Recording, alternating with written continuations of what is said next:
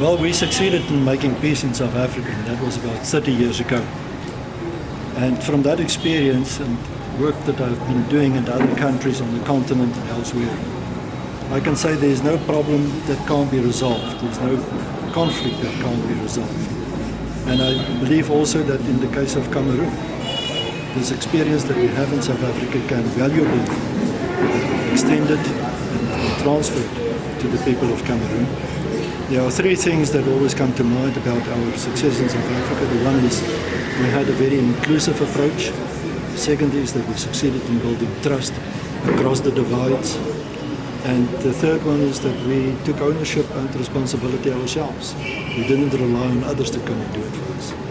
And I think if those basic principles are in place, the conflict in Cameroon can also be, or the conflicts in Cameroon can also be addressed successfully. We are from our side willing and I think I can say to come and share our experience with others.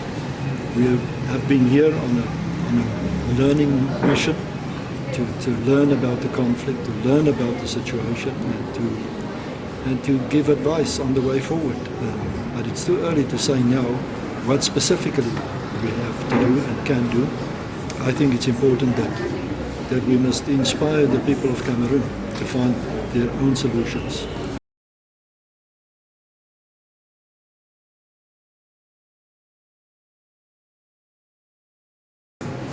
Well, we've only had the chance to visit Yaoundé and Douala, so we haven't been out to some of the regions where the conflict is actually playing out. But what we have learned, and that is the frightening news that we've received, is that there's ongoing conflict and ongoing killing of people, and that it happens on a weekly basis, that it's not stopping. It's in fact actually escalating. And I think that is a big concern, not only for us from outside, but it is definitely a big concern for the people of Cameroon. And the sooner that can be brought to an end, the better. So all and everybody should focus on what can be done to make that happen, in other words, to bring the conflict to an end.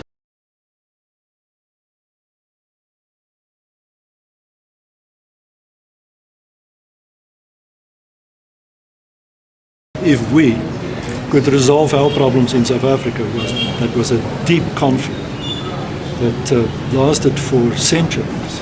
And if we succeeded in bringing that to an end, there's no reason why others can't do the same. But you have to change your mind. You have to take your responsibility yourself also in addressing the conflict and the root causes for the conflict, and take responsibility. And the normal thing, unfortunately, for leaders in conflicts is that they put the responsibility elsewhere. They blame the other side. And I think the main thing that I would like to convey is make it a we approach, not us and them, but let us all work together in finding the answers. Make it a we approach.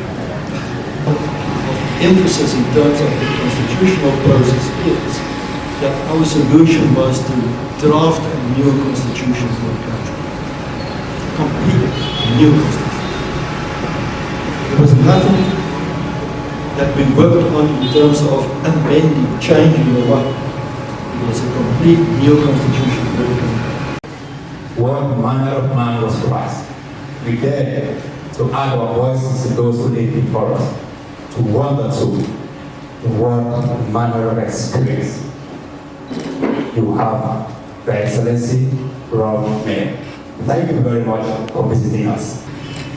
Considering the fact that in some few years to come, different persons who see seated here are going to be charged with a lot of responsibility in the peace process in this great nation.